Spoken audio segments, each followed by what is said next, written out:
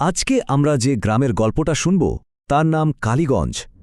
একটা সময় ছিল যখন এই গ্রামটা জানেন এক ভয়ঙ্কর অভিশপ্ত রহস্যের জালে জড়িয়ে পড়েছিল। চলুন সেই কাহিনীটাই আজ শোনা যাক। ভাবুন তো একবার, কি এমন হতে পারে যে একটা শান্ত সাধারণ গ্রাম হঠাৎ করে প্রতিহিংসার আগুনে জ্বলতে থাকা আত্মার কবলে পড়ে যায়। চলুন আজ সেই রহস্যের গভীরে যাওয়া যাক। তো গল্পের শুরুটাই হচ্ছে এক তীব্র আতঙ্ক দিয়ে। মানে কালীগঞ্জ গ্রাম জুড়ে তখন এমন এক ভয়ে চেপে বসেছে, অস্বাভাবিক একটা পরিবেশ, যেখানে প্রত্যেকটা রাত যেন একটা নতুন অশুভ সংকেত নিয়ে আসছে। ঠিক এমনই এক সময়ে গ্রামের মোড়লের কাছে একেবারে কাঁদতে কাঁদতে ছুটে এলো ন্যাপলা নামের এক কিশোর। সে জানালো যে তার বাবা মা নিখোঁজ। এরপর তো সারা গ্রাম মিলে খোঁজাখুঁজি শুরু হলো, আর শেষে নদীর ধারে গিয়ে ছেলেটা যা দেখল, ওফ, সেটা এক কথায় ভয়াবহ। মায়ের শরীরটা বালির নিচে চাপা দেওয়া, আর বাবার নিথর দেহটা একটা গাছের সাথে বাঁধা। মানে দৃশ্যটা যে কতটা ভয়ঙ্কর ছিল তা কল্পনাও করা যায় না। ন্যাপলার মায়ের ঘাটটা এমনভাবে মটকানো হয়েছে যে ওটা আর সোজা হওয়ার অবস্থায় নেই, আর শরীরটা মনে হচ্ছিল যেন শরীর থেকে সব রক্ত শুষে নেওয়া হয়েছে, একদম ফ্যাকাশে সাদা। আর পাশেই তো একটা গাছে বাঁধা ছিল তার বাবার নিথর দেহটা। কিন্তু না, আতঙ্ক তো এখানেই শেষ হওয়ার ছিল না। ঠিক সেই রাতেই মুষলধারে বৃষ্টি পড়ছে, আর তার মধ্যেই গ্রামের মোড়লের দরজায় ঠক ঠক শব্দ। দরজাটা খুলতেই তিনি যা দেখলেন তাতে তার রক্ত জল হয়ে গেল। দরজার বাইরে দাঁড়িয়ে আছে ন্যাপলার মায়ের ঝলসে যাওয়া প্রেতাত্মা। আত্মাটা মোড়লকে একটা ভয়ঙ্কর হুমকি দিল। বলল, আসল দোষী শাস্তি না পেলে আমরা 4 জন মিলে এই গ্রামের সবাইকে শেষ করে দেব। মানে বুঝলেন, সে একা নয়, তার সাথে আরও 3টে অতৃপ্ত আত্মা আছে। আসল অপরাধীকে খুঁজে বের করে শাস্তি না দিলে পুরো গ্রামকে এর ফল ভুগতে হবে। এই ঘটনাটা মোড়লকে একেবারে ভেতর থেকে নাড়িয়ে দিল। কিন্তু প্রশ্ন হল, কারা এই অতৃপ্ত আত্মারা, আর কেনই বা তাদের মনে এত ভয়ঙ্কর প্রতিশোধের আগুন? এর উত্তরটা কিন্তু লুকিয়ে আছে অতীতের একটা কালো অধ্যায়ে। ঘটনাটা হলো, মেলা থেকে বাড়ি ফিরছিল নিতাই আর তার স্ত্রী সুরমা। নদী পার হওয়ার সময় দিবাকর নামের এক লোভী মাঝির চোখ পড়ে সুরমার গলার সোনার হারটার ওপর। ব্যাস, মাছনদীতে গিয়ে সে হারটা ছিনিয়ে নিতে চায়। আর নিতাই যখন বাধা দেয়, দিবাকর একটুও ভাবে না, নির্মমভাবে দুজনকেই খুন করে তাদের দেহ নদীর জলে ফেলে দেয়। ওই সোনার হারটা আমাকে দে। খুনির উদ্দেশ্য একদম স্পষ্ট আর নির্মম। এটাই ছিল সুরমা আর নিতাইয়ের জীবনে শোনার শেষ কথা। ভাবুন একবার, সামান্য কয়েকটা গয়নার লোভে 2টো নিরীহ মানুষের প্রাণ চলে গেল।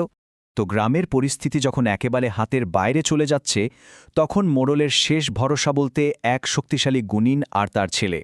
তারাই ছিল এই অভিশাপ থেকে গ্রামকে বাঁচানোর একমাত্র আশা। গুণিনের ছেলে শম্ভু, সে গ্রামে এসে তার নিজের অল্প বিস্তর শক্তি দিয়ে যা বুঝতে পারল তার সত্যি ভয়াবহ। কালীগঞ্জে ঘুরে বেড়াচ্ছে মোট 4টে অতৃপ্ত আত্মা, আর তারা সবাই প্রতিশোধের আগুনে জ্বলছে। গুণিন কিন্তু একটা বেশ অদ্ভুত প্রক্রিয়ার মধ্যে দিয়ে এই অশুভ শক্তির উপস্থিতিটা নিশ্চিত করলেন।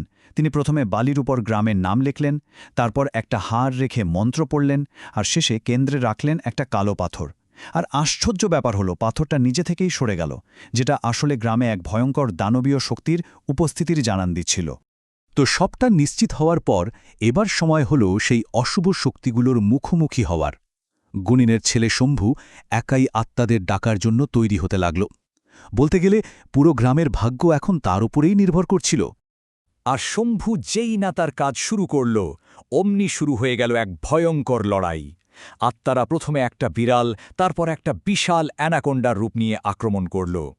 শম্ভু তার মন্ত্র দিয়ে আটকানোর চেষ্টা তো করছিল, কিন্তু আত্মাদের শক্তি ছিল প্রচণ্ড।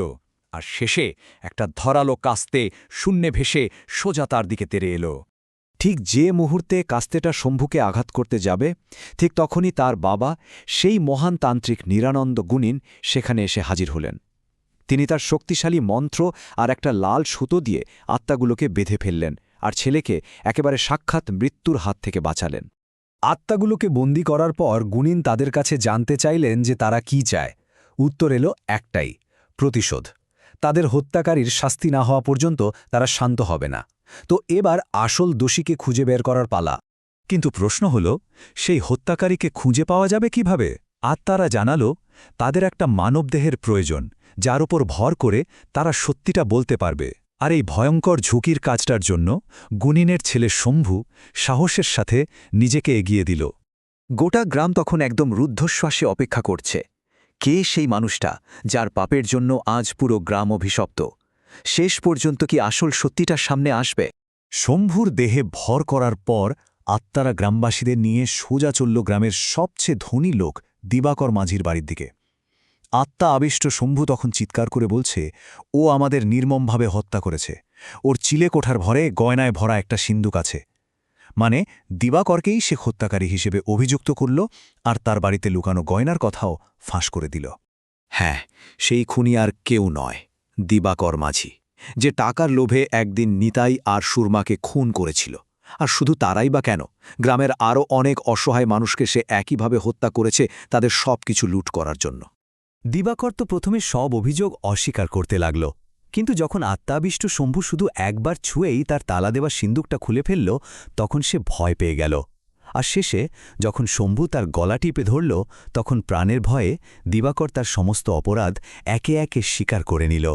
আর দিবাকর যেই না সবটা স্বীকার করল, সঙ্গে সঙ্গেই অলৌকিকভাবে তার বাড়িতে আগুন লেগে গেল। গ্রামবাসীরা তাকে ধরে আইনের হাতে তুলে দিল, আর এভাবেই শেষ পর্যন্ত অভিশাপ থেকে মুক্তি পেল কালীগঞ্জ গ্রাম। তো গল্পটা এখানেই শেষ। দিবাকর তার শাস্তি পেল, গ্রামও বিপদ থেকে মুক্তি পেল। কিন্তু একটা প্রশ্ন থেকেই যায়, তাই না?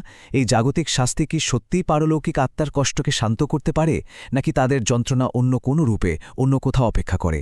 এই ভাবনাটা না হয় আপনাদের জন্যই তোলা রইল।